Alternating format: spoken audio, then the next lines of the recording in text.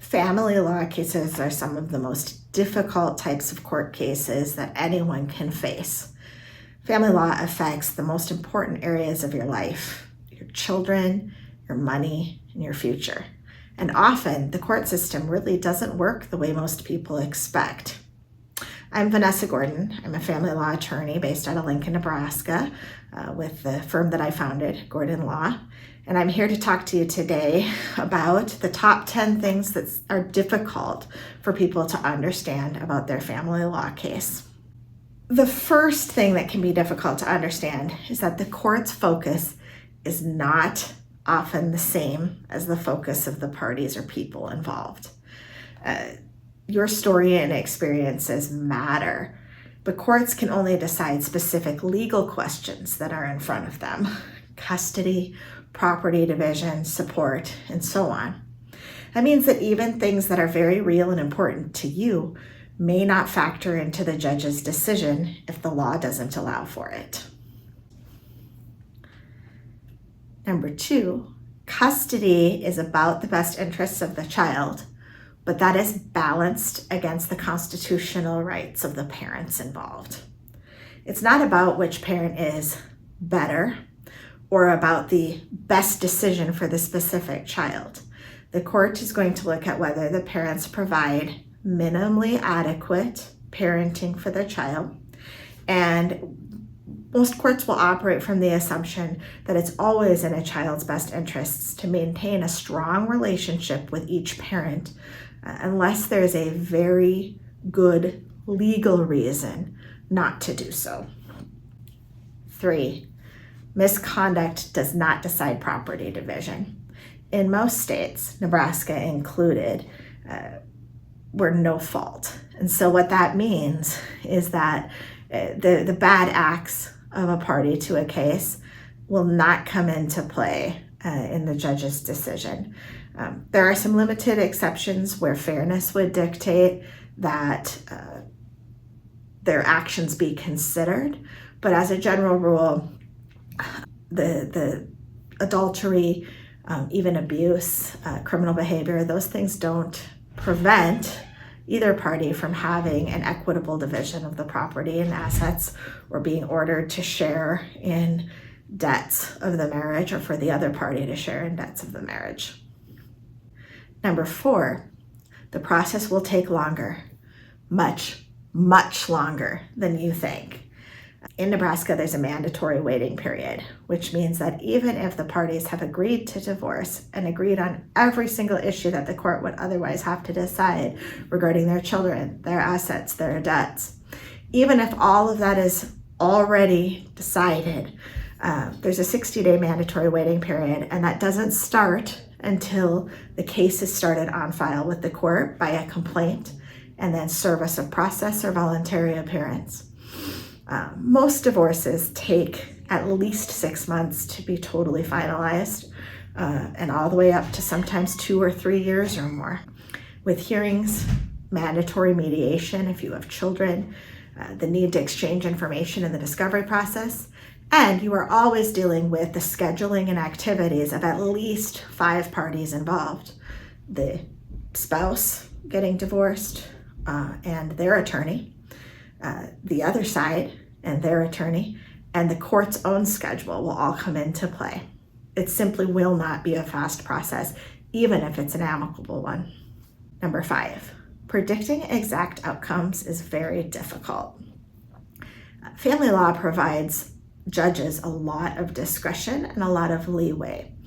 There's often multiple interpretations of the same facts or the same rules or the same case law that exists.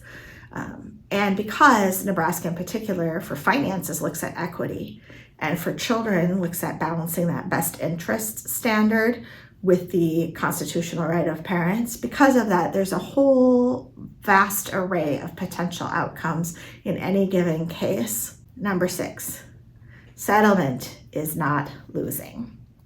Some clients feel they really need their day in court. They really want the court to hear their story. However, the judge is the person who knows the least of anyone in the room. The 2 people involved have the lived experience of what they've been through together and separately. Often, both sides have very different interpretations of the same facts, even if they can agree on what those facts are. The lawyers will know the second most, having spent months and sometimes years learning all about their clients and their client's situation and what third-party evidence, whether that's testimony or documents, supports their client's position and supports the other side. The judge in best case scenarios will have just a few short days, and more often a few short hours, to learn all of the facts necessary to make a decision justifiable by the law. Notice I say a decision justifiable by the law and not necessarily best for the family. Number 7, lawyers can't control everything. As a lawyer, I wish I could, but lawyers don't have any control over the other party's behavior. They don't have any control over the opposing counsel's behavior or the opposing counsel's schedule. They don't have any ability to control how quickly the court moves. Often judges are on their own schedule and will not allow a hearing to come in for a quick period of time, or they've heard a case and they're waiting on an order. Judges are entitled to take almost as long as they would like. I've heard of waiting as much as a year after trial for a judge to issue a written decision or final order. And judges are able to do that. And the lawyer doesn't have the control to force that along any more quickly or to stop any behavior that is going on. Oftentimes with emergencies, or what clients or parties think are emergencies, they need to be kind of reminded or remember that an emergency is a 911 phone call. It's not a call to an attorney, because the attorney doesn't have any control over medical and law enforcement or really anything at all. Lawyers have the job to advise and advocate for you. They can't fix it themselves. Number 8, legal language can be confusing. It's almost like speaking a foreign language, right? Or a trade language. Words like joint custody or visitation or parenting time, words like equity, distribution, those words all might mean one thing in common vernacular English, but something different to an attorney who understands it's a specific legal term with a specific legal definition. If it helps, lawyers even have their own dictionary. We call it Black's Law Dictionary, and it's not like Webster or any of the other Merriam or any of the other wonderful dictionaries we learn from in school as English speakers, right? Oftentimes, as a party, you need to make sure you have a thorough understanding of what the legal version of that word means. Number 9, the court will never be about vindication or revenge. Many times people want the law to recognize the wrongs they've experienced and to make it right. I actually received a very, very high grade, in fact, the highest in the class. They call it a Cali Award in jurisprudence in law school. That was a long time ago, and I only bring it up because the title of my paper that got me that level probably seems a little strange, right? I talked about how the legal system can never obtain justice because justice would be just as if that never happened. Particularly in family law, the law will never erase or put back to rights lost time in a poor relationship. It won't make you whole from an abusive situation. It will never fully protect your children or your assets. It simply won't fully do that. It's not about vindicating or what's right or wrong. It's about as fair as we can be under the circumstances. It's about equity, and it's about protecting everybody's rights, even if they don't seem very deserving of it. Again, minimally adequate parents get to see their children all the time, and people who have done terrible things get to move on with their lives. It's an unfortunate fact of the judicial system. Number 10, your case is unique. So This one can be really difficult for people. I'm going to use divorce as an example. It's a pretty common divorce. I sit a lot of times with potential clients or clients who will tell me that, fathers never obtain custody in Nebraska, or that their cousin had lost everything and had to sleep on a couch and lost their home and their car and their dog, and they were living a country song, right? It's really important to know that someone else's outcome belongs to someone else. Most people, when they sit and talk about their cases or what they went through, or the judges they were in front of, or the lawyers that helped them or didn't help them, most of the time what you're hearing is one version of the experience.